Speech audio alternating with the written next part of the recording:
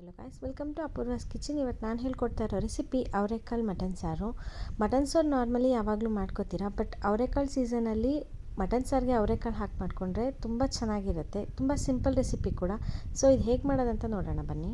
ಮೊದಲು ನಾನು ಒಂದು ಕುಕ್ಕರ್ಗೆ 3/4 ಸೌಟಷ್ಟು ಎಣ್ಣೆ ಹಾಕ್ಕೋತಾ ಇದ್ದೀನಿ. ನೀವು ತೊಗೊಂಡಿರೋ ಮಟನಲ್ಲಿ ಜಿಡ್ಡು ಜಾಸ್ತಿ ಇದೆ ಅಂತ ಅಂದರೆ ಇಷ್ಟೇ ಸಾಕು. ಸ್ವಲ್ಪ ಕಮ್ಮಿ ಇದೆ ಅಂದರೆ 1 ಸೌಟಷ್ಟು ನೀವು ಎಣ್ಣೆನ ಹಾಕ್ಕೊಳ್ಳಿ. ನೆಕ್ಸ್ಟ್ ಇವಾಗ ನಾನು ಪುದೀನ ಸೊಪ್ಪನ್ನು ಸ್ವಲ್ಪ ತೊಗೊಂಡಿದ್ದೀನಿ. ಅದಕ್ಕೆ ನಾನಿಲ್ಲಿ 1 kg ಅಷ್ಟು ಮಟನ್ ತೊಗೊಂಡಿದ್ದೀನಿ. 1 kg ಮಟನನ್ನು ಹಾಕೋತಾ ಇದ್ದೀನಿ. ಇದಕ್ಕೆ ಇಲ್ಲಿ ರುಚಿಗೆ ನೋಡಿಬಿಟ್ಟು ಉಪ್ಪು ಹಾಕ್ಕೊಳ್ಳಿ. ಉಪ್ಪನ್ನ ನಾನು ಇವಾಗಲೇ ಮೊದಲೇ ಹಾಕೋತಾ ಇದ್ದೀನಿ. ನೆಕ್ಸ್ಟ್ ಇದಕ್ಕೆ 1 ಟೀ ಸ್ಪೂನಷ್ಟು ಅರಿಶಿಣದ ಪುಡಿ ಹಾಕ್ಕೊಳ್ಳಿ. ಇದಿಷ್ಟನ್ನು ಹಾಕ್ಕೊಂಡು ಚೆನ್ನಾಗಿ ಮಿಕ್ಸ್ ಮಾಡ್ಕೊಳ್ಳಿ. ಮಟನಲ್ಲಿರೋ ನೀರೆಲ್ಲ ಹೊಟ್ಟೋಗ್ಬಿಟ್ಟು ಬರೀ ಎಣ್ಣೆ ಉಳ್ಕೋಬೇಕು. ಈ ಮಟನ್ ಬೇಯೋ ಅಷ್ಟೊತ್ತಿಗೆ ನಾವು ಮೊದಲನೇ ಖಾರನ ರುಬ್ಕೊಳ್ಳೋಣ. ಇದರಲ್ಲಿ ನಾವು 3 ಖಾರ ಮಾಡ್ಕೋತೀವಿ. ಅದೇ ಥರ ಮಾಡ್ಕೊಳ್ಳಿ, ತುಂಬ ಟೇಸ್ಟಿಯಾಗಿರುತ್ತೆ. ಒಂದೇ ಸರಿ ಎಲ್ಲ ಹಾಕಿ ರುಬ್ಬಿಟ್ರೆ ಚೆನ್ನಾಗಿರಲ್ಲ. ಇದು 1 kg ಮಟನ್ಗೆ ನಾನು ಖಾರ ಹಾಕೋತಾ ಇರೋದು. 2 ನಾನು ಮೀಡಿಯಮ್ ಸೈಜ್ ಈರುಳ್ಳಿ ತೊಗೊಂಡಿದ್ದೀನಿ. 2 ಬೆಳ್ಳುಳ್ಳಿನ ನಾನು ಸಿಪ್ಪೆ ತೆಗೆದುಬಿಟ್ಟು ತೊಗೊಂಡಿದ್ದೀನಿ. 2 ಇಂಚಷ್ಟು ಶುಂಠಿ ಮತ್ತು ಸ್ವಲ್ಪ ಕೊತ್ತಂಬರಿ ಸೊಪ್ಪನ್ನು ತೊಗೊಂಡಿದ್ದೀನಿ. ಇದಕ್ಕೆ 1/4 ಲೋಟದಷ್ಟು ನೀರು ಹಾಕ್ಕೊಂಡು ನುಣ್ಣಗೆ ರುಬ್ಕೋತೀನಿ. ನೋಡಿ, ಇಲ್ಲಿ ನೀರೆಲ್ಲ ಹೋಗ್ಬಿಟ್ಟು ಬರೀ ಎಣ್ಣೆ ಉಳ್ಕೊಂಡಿದೆ. ಈ ಸ್ಟೇಜಲ್ಲಿ ನಾವು ರುಬ್ಬಿಟ್ಕೊಂಡಿರ್ತೀವಲ್ಲ ಆ ಖಾರ ಹಾಕ್ಕೊಂಡು ಒಂದು ಸಣ್ಣ ಕಪ್ಪಲ್ಲಿ 1 ಕಪ್ಪಷ್ಟು ನೀರು ಹಾಕಿಬಿಟ್ಟು ಮಿಕ್ಸ್ ಮಾಡಿಕೊಂಡು ಚೆನ್ನಾಗಿ 2 ವಿಷಲ್ ತೊಗೊಂಡ್ರೆ ಸಾಕಾಗತ್ತೆ. ಜಾಸ್ತಿ ನೀರು ಹಾಕಬೇಡಿ, ನಾನು ಎಷ್ಟು ಹೇಳ್ತೀನಿ ಅಷ್ಟೇ ನೀರು ಹಾಕ್ಕೊಳ್ಳಿ. ಈಗ 2ನೇ ಖಾರ ರುಬ್ಕೊಳ್ಳೋಣ. ಅದೇ ಮಿಕ್ಸಿ ಜಾರ್ಗೆ 1 ಟೀ ಸ್ಪೂನಷ್ಟು ಅರಿಶಿಣದ ಪುಡಿ, 1 ಟೇಬಲ್ ಸ್ಪೂನಷ್ಟು ಕೊತ್ತಂಬರಿ ಪುಡಿ ಅಥವಾ ಧನಿಯಾ ಪುಡಿ, 2 ಟೇಬಲ್ ಸ್ಪೂನಷ್ಟು ಖಾರದ ಪುಡಿ. ಖಾರ ನೋಡಿಬಿಟ್ಟು ನೀವು ಸ್ವಲ್ಪ ಹೆಚ್ಚು ಕಮ್ಮಿ ಮಾಡ್ಕೋಬೋದು. ಇದಕ್ಕೆ ಇವಾಗ ಸ್ವಲ್ಪ ನೀರನ್ನು ಆ್ಯಡ್ ಮಾಡಿಕೊಂಡು ನುಣ್ಣಗೆ ರುಬ್ಕೊಳ್ಳಿ. ತುಂಬಾ ನೀರು ಹಾಕ್ಕೊಳ್ಳೋಕೆ ಹೋಗಬೇಡಿ.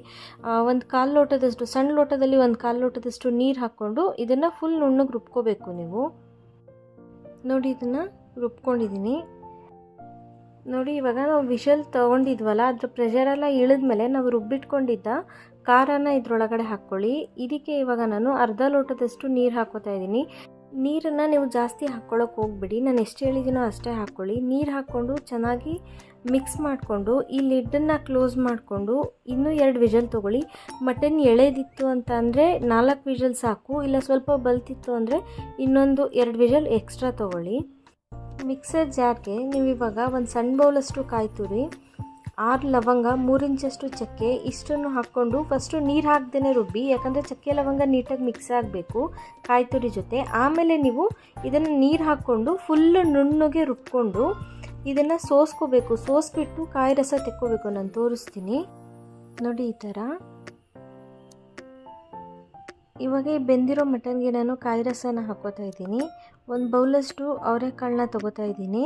ಇದನ್ನು ನೆನೆಸ್ಬಿಟ್ಟು ಸಿಪ್ಪೆ ತೆಗೆದುಬಿಟ್ಟು ಇದಕ್ಕೆ ಹಾಕೋತಾ ಇರೋದು. ಜಾಸ್ತಿನೂ ಹಾಕ್ಕೊಂಡಿಲ್ಲ, ಇಷ್ಟೇ ತೊಗೊಳ್ಳಿ. ತುಂಬಾ ತೊಗೊಂಡ್ಬಿಟ್ರೆ ಸಾರು ಫುಲ್ ಅವರೆಕಾಳು ಫ್ಲೇವರ್ ಬಂದ್ಬಿಡುತ್ತೆ. ಮಟನ್ ಸಾರಿಗೆ ನಿಮಗೆಲ್ಲೂ ಟೇಸ್ಟ್ ಬರಲ್ಲ.